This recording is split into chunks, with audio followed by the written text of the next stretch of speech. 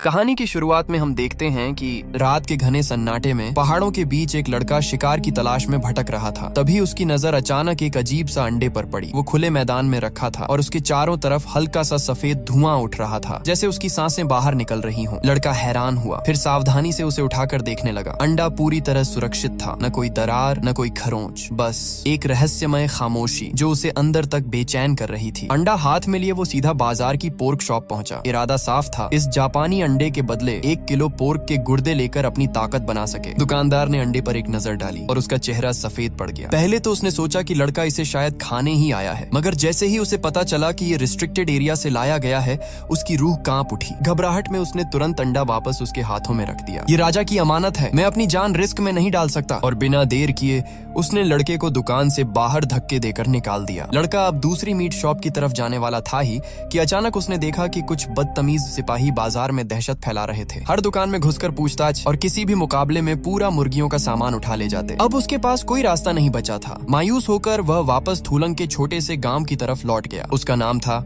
Aragon, एक लड़का जो बचपन से बिना किसी नौकरी के बस मेहनत और शिकार के भरोसे जिंदगी काट रहा था। उसकी माँ उसे बहुत पहले छोड़ चुकी थी और अब उसका सहारा सिर्फ उसका अंकल था, जिसने हमेशा उसे अपने बेटे की तरह पाला। गांव पहुंचते ही उसका कजन हमेशा की तरह उसका मजाक उड़ाने आ गया। दोनों बचपन से एक दूसरे के साथ बड़े हुए थे, इसलिए ताने भले लगते थे पर दिल में प्यार वही था। अक्सर जब भी मौका मिलता दोनों हथियार उठाकर प्रैक्टिस करने लगते, जैसे ये उनकी रोजमर्रा की आदत हो। अगर उनके पिता बीच में आकर रोक न देते तो शायद दोनों रात भर ऐसे ही भिड़े रहते। एरागॉन को अब भी समझ नहीं आया था कि उसने आखिर क्या चीज उठा ली है। वो अजीब सा अंडा उसके लिए एक पहेली बन चुका था, इसलिए उसने किसी को कुछ बताने के बजाय चुपके से उसे गायों के चरने वाली जगह पर छुपा दिया। लेकिन उसकी जिज्ञासा शांत होने का नाम ही नहीं ले रही थी। एक दिन उसने उस अंडे को फिर निकाला और गौर से देखने लगा। उसने तरबूज की तरह उंगलियों से टक टक करके भी चेक किया, पर अंदर से वो बिल्कुल खोखला महसूस हुआ। यह बात बेहद अजीब थी, मगर इससे पहले कि वो और सोच पाता, उसे खेतों में मदद के लिए बुला लिया गया। उस दिन उसके कजन रोरन ने अचानक कहा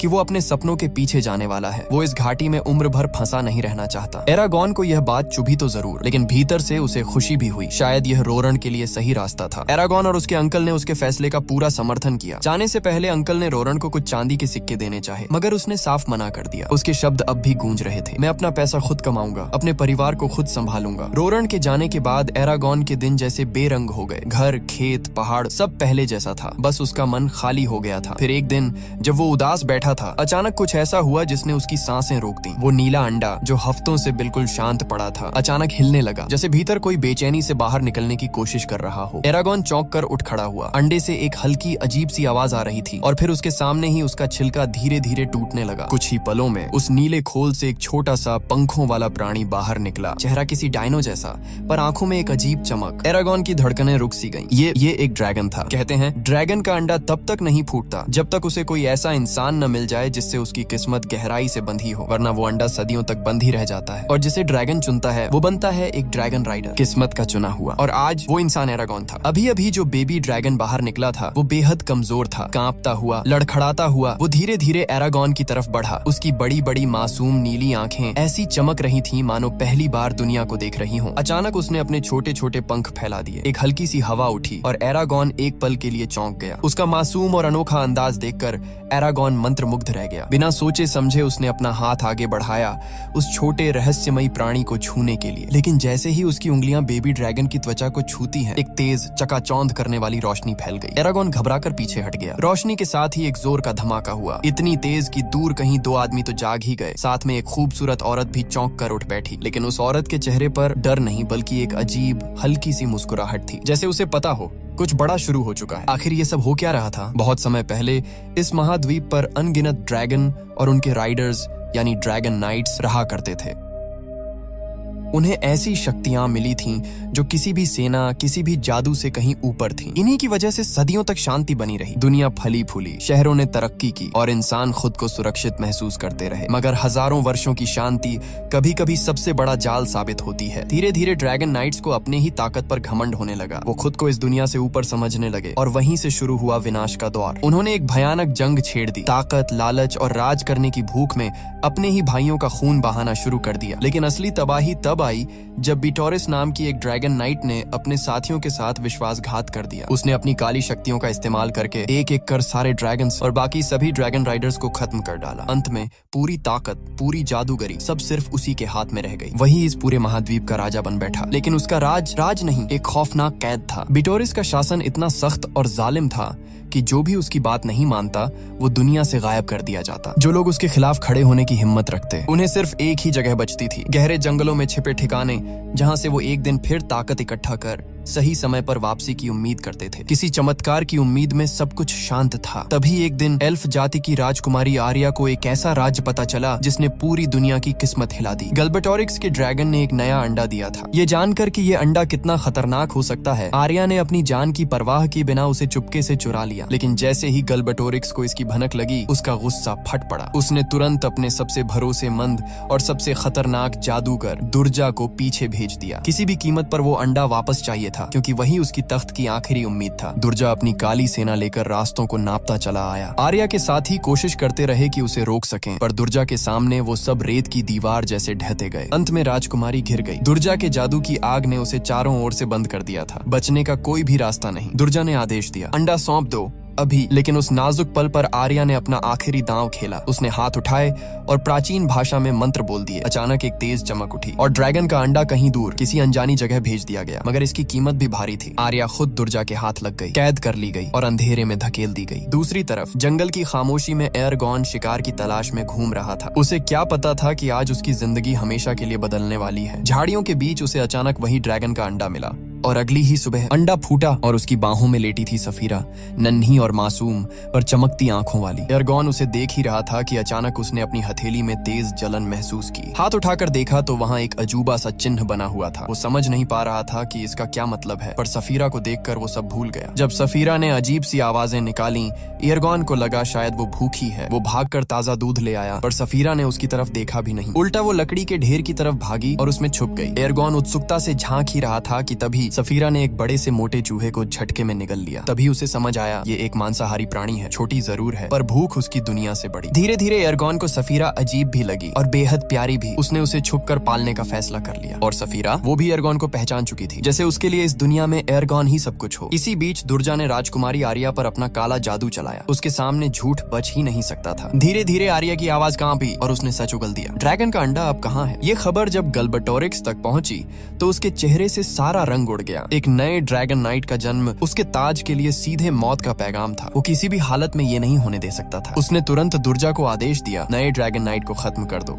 उसके ताकतवर बनने से पहले, क्योंकि अगर नया ड्रैगन राइडर उठ खड़ा हुआ तो गल्बटोरिक्स की तानाशाही का अंत तय था। दुर्जा एक ऊंचे मंच पर चढ़ा और अपनी गहरी डरावनी आवाज में मंत्र पढ़ने लगा। शब्दों ने हवा को चीर दिया और अचानक जमीन फटने लगी। आंखों के सामने उभरी एक भयानक राक्षसों की फौज जो सिर्फ एक मकसद लेकर आई थी, ड्रैगन राइडर्स का नामो निशान मिटा देना। उधर उसी रात एरगॉन अपने गांव के टैवर्न पहुंचा। वो बैठा ही था कि उसे लोगों की टूटी हुई आवाजें सुनाई दी। एक माँ रोते हुए कह रही थी कि उनके 16 साल के लड़कों को गल्बटोरिक्स की सेना में भेज दिया गया है। किसी को नहीं पता वो कभी लौट भी पाएंगे या नहीं। तभी कोने में बैठे एक अकेले आदमी ने धीरे से कहा, उनका नाम था ब्रॉम। बिना किसी डर के उसने कहा, जिंदगी पहले ऐसी नहीं थी। पहले इस राज्य में सुकून था, शांति थी। तब ना इतना खून बहता था, न लोगों के चेहरों पर इतना डर। फिर उसकी आवाज बदली, जैसे किसी पुराने जमाने का दरवाजा खुल रहा हो। वो दौर था ड्रैगन और ड्रैगन राइडर्स का। शक्तिशाली योद्धा जो कभी किसी जंग में नहीं हारे। उनके ड्रैगन आसमान को चीरते और वो अपने राज्य की इज्जत के लिए लड़ते थे। लोग सांस रोककर सुन रहे थे। जब तक, ब्रॉम ने कहा, एक ड्रैगन राइडर गल्बटोरिक्स ने अपने ही लोगों से दगा नहीं की। टैवर्न में सन्नाटा छा गया। सैनिकों ने दौड़कर ब्रॉम को चुप करा दिया। लेकिन जब उसे घसीट कर ले जाया जा रहा था, उसकी आंखों में एक चमक थी, उम्मीद की, जैसे वो आज भी यकीन रखता हो कि एक दिन ड्रैगन राइडर्स का युग फिर लौटेगा। ब्रॉम की बातें एरगॉन के दिल में कहीं गहराई तक उतर चुकी थी और पहली बार उसे लगा शायद उन कहानियों का ड्रैगन राइडर वो खुद हो सकता है। उसके भीतर जैसे कोई सोई हुई ताकत जाग उठी। वह तुरंत सफीरा के पास दौड़ा और उसकी उड़ान की ट्रेनिंग शुरू कर दी। एरगॉन चाहता था कि सफीरा जल्द से जल्द मजबूत हो जाए, क्योंकि उसे महसूस हो रहा था कि आने वाला समय बेहद खतरनाक है। कई कोशिशों, कई गिरावटों और कई दर्दनाक प्रयासों के बाद आखिरकार सफीरा ने अपने विशाल पंख फैलाए और हवा को चीरते हुए आसमान में उठ गई। एरगॉन की आंखों में खुशी छलक उठी, पर कुछ ही पलों बाद ये खुशी डर में बदल गई। सफीरा अचानक कहीं गायब हो गई थी। वो ठहर गया, हैरान, परेशान और थोड़ा टूट चुका। उसे लगा शायद सफीरा अब इतनी ताकतवर हो गई है कि उसे उसकी जरूरत ही नहीं रही। लेकिन अगले ही पल उसकी हथेली में तेज दर्द उठा। वहीं वाला निशान चमकने लगा, जैसे किसी अदृश्य शक्ति ने उसे पुकारा हो। एरगॉन ने ऊपर देखा और उसकी धड़कनें थम सी गईं। आसमान से नीचे आते हुए बिजली की तरह गिरता हुआ एक महान, विशाल, दमदार ड्रैगन था। ये वही सफीरा थी, लेकिन अब पहले से 100 गुना बड़ी। उसके चमकते नीले शल्क, सिर पर तेज धार वाले बड़े बड़े सींग और उसके हर सांस के साथ हवा कांप रही थी। एरगॉन डर से एक कदम पीछे हट गया। अभी कुछ ही दिन पहले वो एक नन्ही प्यारी ड्रैगन थी जो एरगॉन की मदद से उड़ना सीख रही थी। किसी ने भी ये नहीं सोचा था कि उसके अंदर इतनी विशाल शक्ति छुपी है। सफीरा उसके सामने उतरी और तभी एरगॉन को एहसास हुआ वो उसकी सोच सुन सकती है। उसका डर, उसकी हैरानी, उसकी उलझन, सब। ब्रॉम की बातें अचानक सच्चाई की तरह सामने आ गईं। ड्रैगन नाइट्स का युग फिर लौट आया था। अब सफीरा उसकी आवाज बन चुकी थी। टेलीपैथी के जरिए एरगॉन उसकी हर बात समझ रहा था। उसे वह पहला पल भी याद आया जब उसने नन्ही सफीरा को छुआ था। उसी वक्त उसकी हथेली पर बनी उस छाप ने एक अनंत कॉन्ट्रैक्ट बांध दिया था। वही चिन्ह जो घोषणा करता था कि एरगॉन अब एक आधिकारिक ड्रैगन नाइट है। सफीरा ने बताया कि वह हजारों सालों से अपने ड्रैगन नाइट का इंतजार कर रही थी और अब उसे विश्वास था कि एरगॉन उसके साथ मिलकर इस दुनिया के अंधेरे को खत्म करेगा। ये सुनकर एरगॉन को ब्रॉम की वो नजरें याद आ गईं। वो एक पल जिसने उसे बताया था कि नया ड्रैगन राइडर जन्म लेने वाला है। ब्रॉम की कहानी अधूरी रह गई थी क्योंकि सैनिकों ने उसे चुप करा दिया था, पर उसके शब्द अभी भी एरगॉन के मन में गूंज रहे थे। बिना किसी देरी के एरगॉन अंधेरे में चुपचाप ब्रॉम के घर में घुस गया, क्योंकि उसे यकीन था ड्रैगन से जुड़े और भी राज वहाँ उसका इंतजार कर रहे थे। ब्रॉम की मेज पर धूल से ढकी एक भारी सी किताब रखी थी। उसके कवर पर अजीब से चिन्ह बने थे, एक मैजिक हैंडबुक जो ड्रैगन्स के रहस्यों से भरी थी। एरगॉन ने जैसे ही पन्ने पलटने शुरू किए, उसके भीतर उत्सुकता की आग और तेज जलने लगी। वो किताब के शब्दों में खो ही रहा था कि अचानक दरवाजा चरमराया। ब्रॉम वहाँ खड़ा था, उसकी निगाहें किताब पर जमी थीं और चेहरा सख्त। एरगॉन ने हिचकते हुए पूछा, क्या ये सब सच है? ड्रैगन्स, ड्रैगन राइडर्स और वो लेजेंड्स? ब्रॉम की आंखों में एक पल के लिए डर झलक गया, फिर उसने सवाल टालने की कोशिश की। इन बातों में मत पड़ो लड़के, ये रास्ते मुसीबत लाते हैं। उसने एरगॉन को लगभग धक्का देकर बाहर निकाल दिया। एरगॉन सब समझ गया, ब्रॉम कुछ न कुछ जरूर छुपा रहा है, पर उसने सफीरा का नाम जाहिर नहीं किया। एरगॉन के जाते ही ब्रॉम ने धीरे से एक पुरानी पेटी खोली। अंदर एक चमकदार तलवार पड़ी थी जो सालों से सील कर रखी गई थी। ब्रॉम की आंखों में वो पुराना तेज लौट आया। ये वही तलवार थी जो एक ड्रैगन नाइट की शान मानी जाती थी। असल सच्चाई ये थी, ब्रॉम कोई साधारण आदमी नहीं बल्कि कभी का एक मशहूर ड्रैगन नाइट था, पर किसी रहस्यमयी वजह से वो इस वीरान गांव में छुपकर जी रहा था। वापसी के रास्ते में एरगॉन का गुस्सा उबल रहा था। ब्रॉम के बर्ताव ने उसके मन में और सवाल खड़े कर दिए थे। तभी वो एक बूचर शॉप के पास से गुजरा जहाँ से अजीब डरावनी आवाजें आ रही थी। एरगॉन धीरे से खिड़की के पास गया। अंदर का दृश्य देखकर उसकी सांस रुक गई। एक भयानक मॉन्स्टर दुकानदार को लोहे की पकड़ में जकड़कर टॉर्चर कर रहा था। एरगॉन कहाँ है? उसकी भारी दानवी आवाज गूंजी। दुकानदार दर्द में कांप रहा था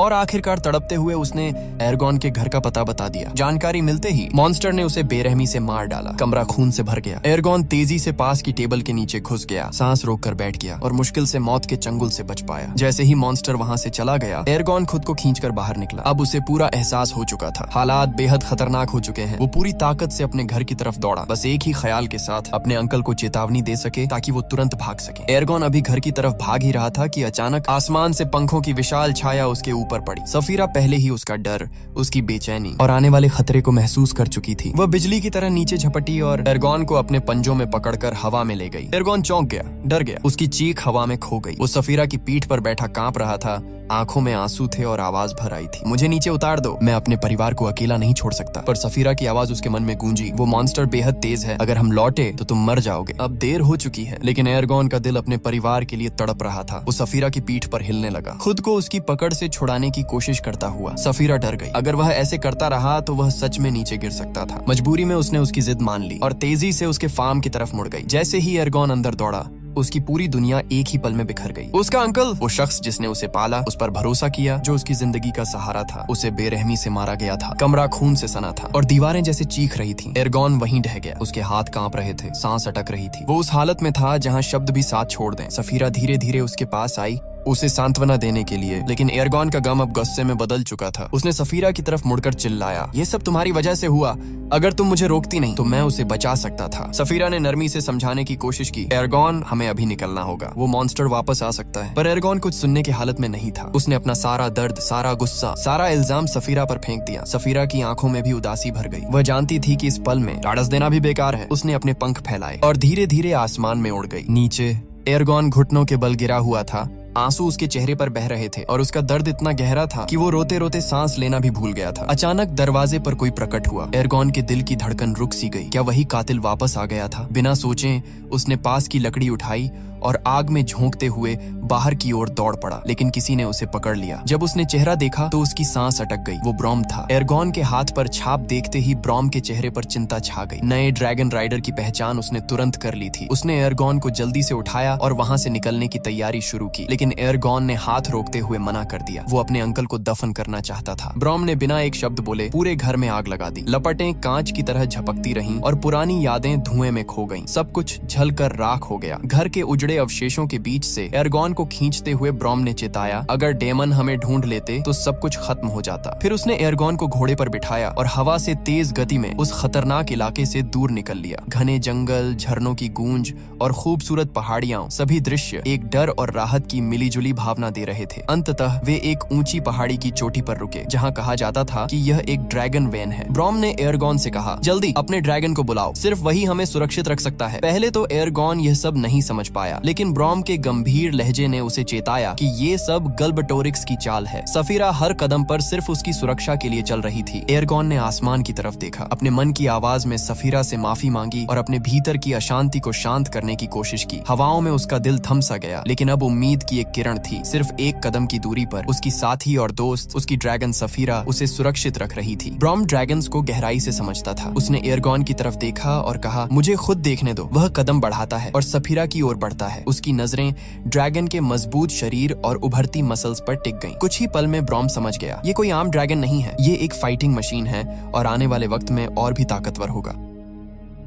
फिर ब्रॉम ने गंभीर लहजे में कहा, अब तुम दुनिया के आखिरी बचा हुआ ड्रैगन राइडर हो। गैल्बेटोरिक्स तुम्हें ढूंढने के लिए अपने लोग भेजेगा। अब सिर्फ एक ही रास्ता बचा है। उन बागी सैनिकों को ढूंढो जो केव में छुपे हैं। उनकी मदद से ही तुम उस जालिम राजा को हरा सकते हो और अपने अंकल की मौत का बदला ले सकते हो। लेकिन एरगॉन के मन में डर था। वो ड्रैगन राइडर बनना नहीं चाहता था। वह जानता था कि ड्रैगन और राइडर का रिश्ता बिल्कुल खास होता है। एक ड्रैगन केवल उसी के सामने अंडे से निकलता है जिसे वह अपना मानता है। कॉन्ट्रैक्ट साइन होते ही ड्रैगन हमेशा अपने राइडर के लिए वफादार रहता है। लेकिन इस रिश्ते में अभी भी थोड़ी मजबूरी है, जैसे पुराने समय में गुलामी। ड्रैगन का फर्ज है अपने नाइट को बचाना। अगर नाइट मर जाए तो ड्रैगन भी मर जाता है, लेकिन अगर ड्रैगन मर जाए नाइट को कुछ नहीं होता। गैल्बेटोरिक्स कभी नहीं चाहता था कि कोई ड्रैगन नाइट वापस आए। उसने दुर्जा को आखिरी चेतावनी दी थी कि ड्रैगन नाइट को उसके बड़े होने से पहले ही खत्म कर दे। दुर्जा रजाक के मुख्य बेस में पहुंचा। पहले रजाक गैल्बेटोरिक्स के सबसे बड़े दुश्मन थे, लेकिन बाद में दुर्जा ने उन्हें अपने काबू में ले लिया और अपने रक्षक बना लिया। अब दुर्जा का आदेश था, ड्रैगन राइडर का सर काट कर लाओ ताकि गैल्बेटोरिक्स का पीछा खत्म हो जाए। एरगॉन ने सफीरा से कहा, दिन में आसमान में चक्कर लगाती रहो ताकि खतरा होने पर मुझे वार्निंग मिल सके। रात में ही मिलेंगे। दोनों बिना रुके वार्डन के बेस की तरफ भागे, लेकिन दुर्जा के लोग हर कदम पर उनकी हरकतों का पता लगा रहे थे। रास्ते में एरगॉन ने देखा कुछ डेमन्स सड़क पर गाड़ियों को लूट रहे थे। दिल ने सोचा, अब उसके पास ड्रैगन है, ये काम उसके लिए आसान होगा। लेकिन ब्रॉम ने उसे सिखाने का फैसला किया। उसने चेतावनी दी, ड्रैगन होने का मतलब ये नहीं कि तुम बिना सोचे लड़ सकते हो। रास्ते में पड़ा लकड़ा उठाया और कुछ ही मूव्स में डेमन्स को हरा कर दिखाया। एरगॉन समझ गया, सिर्फ ताकत ही नहीं, बुद्धि और रणनीति भी जरूरी है। ब्रॉम ने गंभीर लहजे में कहा, एरगॉन, आगे तुम्हें असली जिंदगी और मौत वाली जंग का सामना करना पड़ेगा। बिना सोचे समझे हिम्मत दिखाना तुम्हारे लिए खतरनाक साबित हो सकता है। हमारा असली दुश्मन दुर्जा है, जिसके काबू में हजारों डेमन्स योद्धा हैं। अगर तुम अपनी जान बचाना चाहते हो तो तुम्हें एक असली ड्रैगन राइडर बनना होगा। एरगॉन कुछ पल के लिए चुप रह गया। उसकी आंखों में उदासी और डर झलक रहे थे। अचानक वह थककर जमीन पर बैठ गया, बेहोशी और बेचैनी के बीच। ब्रॉम उसके पास ही खड़ा था, धीरे धीरे कुछ मंत्र बोल रहा था। जैसे ही उसने मंत्र पूरा किया, पास पड़े लकड़ी के ढेर में अचानक आग की लपटें उठ गईं। एरगॉन हैरानी से बोला, ये क्या? ब्रॉम ने शांत स्वर में कहा, ये सिर्फ एक मैजिक ट्रिक थी। लेकिन एरगॉन को महसूस हो रहा था कि ब्रॉम कुछ बड़ा छुपा रहा है, एक रहस्य जो सिर्फ ड्रैगन राइडर तक ही सीमित नहीं है। ब्रॉम जादू में भी माहिर था। सफर के दौरान जब दोनों एक अजीब से गांव से गुजरे, ब्रॉम अचानक बेचैन हो गया। उसका शरीर सिहर उठा, जैसे वहां किसी अनदेखी ताकत का साया हो। वह ठहर गया, कुछ पल तक उस जगह की तरफ नजरें टिकाए रखा। फिर एरगॉन से कहा, तुम जाओ, कुछ सूखा खाना खरीद लो। खुद वह एक तरफ चला गया। एरगॉन गांव में घुसा और एक घर की ओर गया। वहां उसकी नजर पड़ी एक खूबसूरत औरत पर। उसकी आंखें चौंधियां गईं। औरत ने मुस्कुराते हुए कहा, मैं एंजेला हूँ। मैं एक विच हूँ। एस्ट्रोनॉमी और जियोग्राफी में मेरी समझ बहुत गहरी है। एंजेला ने देखा कि एरगॉन उदास और बेचैन है। उसकी आवाज में गंभीरता थी। तुम जल्दी ही एक खतरनाक मुसीबत में फंसने वाले हो। ये सब जो तुम्हारे साथ हो रहा है वो उस दिन से शुरू हुआ जब तुमने वह ड्रैगन का अंडा पाया था। एरगॉन की आंखों के सामने सब कुछ उलझा हुआ महसूस हुआ। उसने देखा कि सपनों में वही लड़की बार बार उसकी ओर बुलाती थी, पर कभी अपना नाम नहीं बताती थी। एरगॉन शक भरी नजरों से घर से बाहर निकला। तभी अचानक कोई उसके पीछे आकर उसका गला दबा देता है। वो खतरनाक स्थिति में फंस गया। पर उसी वक्त ब्रॉम अचानक प्रकट हुआ और उसकी जान बचा ली। पता चला वो हमला करने वाला कोई और नहीं बल्कि एक डेमन था, जिसे एंजेला ने उन दोनों पर हमला करने के लिए भेजा था। जब वो दोनों तेजी से वहां से निकलने की कोशिश कर रहे थे, अचानक एक झुंड डेमन्स ने उन्हें घेर लिया। ब्रॉम ने अपनी तलवार निकालने की कोशिश की, लेकिन डेमन्स ने उसे रोक दिया। एरगॉन के सामने से हमला तेज हो गया। उसने तुरंत अपना धनुष खींचा और दूर से वार करने लगा, लेकिन हर तीर बस डेमन्स को हिलाने तक ही सीमित रह गया। किसी को रोक पाना मुश्किल हो गया। एरगॉन ने सोचा कि अब तो सिर्फ अपनी जान बचाना ही उसकी पहली प्राथमिकता है। जब हालात और भी बुरे लगने लगे, उसने गहरी सांस ली, धनुष उठाया और जोर से चीखा। उसकी चीख में छिपी शक्ति ने कुछ बदल डाला। धनुष से निकलते ही हर तीर जैसे जादू की आग में बदल गया। डेमन्स के ऊपर गिरते ही उन्हें हवा में उड़ा दिया। चारों तरफ जलती हुई शक्ति का धमाका फैल गया। लेकिन इतनी भयंकर ताकत का इस्तेमाल करने के बाद एरगॉन बेहोश हो गया। जब उसने होश पाया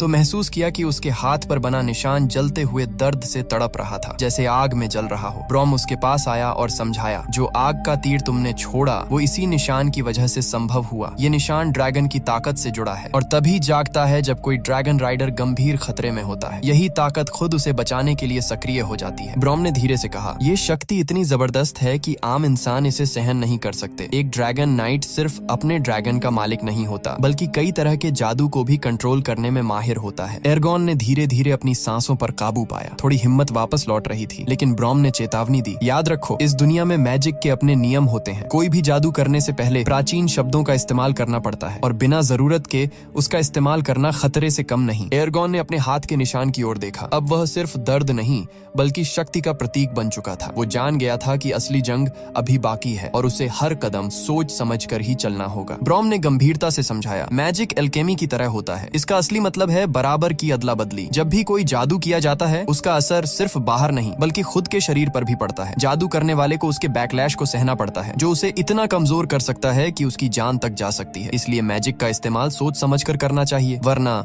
नुकसान भी पहुंच सकता है। अब जब एरगॉन को ये सब पता चल चुका था, उसके पास कोई और रास्ता नहीं बचा। उसे न सिर्फ ड्रैगन राइडिंग सीखनी थी बल्कि लड़ाई के हर हुनर में भी महारत हासिल करनी थी। ब्रॉम ने सफीरा के लिए एक खास सैडल तैयार किया। एरगॉन ने गहरी सांस ली और अपने ड्रैगन की पीठ पर चढ़ गया। सफीरा उसे एक खाई के किनारे ले गई। नीचे झांकते ही एरगॉन का पूरा शरीर डर से कांप उठा, लेकिन उससे पहले कि वह कुछ कर पाता, सफीरा ने अपने पंख फैला लिए और अचानक तेज रफ्तार में नीचे गिरना शुरू कर दिया। हवा की तेज धार ने उसके बालों और कपड़ों को चीरते हुए बहा लिया। खाई के पंछियों जैसी गहराई में 100 मीटर नीचे गिरते हुए एरगॉन की धड़कनें तेज हो गईं। अगर कोई बाहर से देखता तो उसे समझ ही नहीं आता कि ये इंसान ड्रैगन पर बैठा है या कोई हवा में उड़ता पत्थर। लेकिन जैसे जैसे सफर आगे बढ़ा, एरगॉन और सफीरा के बीच तालमेल बैठने लगा। अब एरगॉन समझ गया कि सफीरा को नियंत्रित करना सिर्फ ताकत का खेल नहीं है बल्कि भरोसे और समझ का खेल है। और तभी उसने देखा कई गॉब्लिन्स धीरे धीरे बढ़ रहे थे, पर एक गॉब्लिन तेजी से ब्रॉम की ओर बढ़ रहा था। एरगॉन को एक झटका लगा। उसने बिना किसी देर किए साफीरा को नीचे उतरने का हुक्म दिया। साफीरा ने पंख मोड़े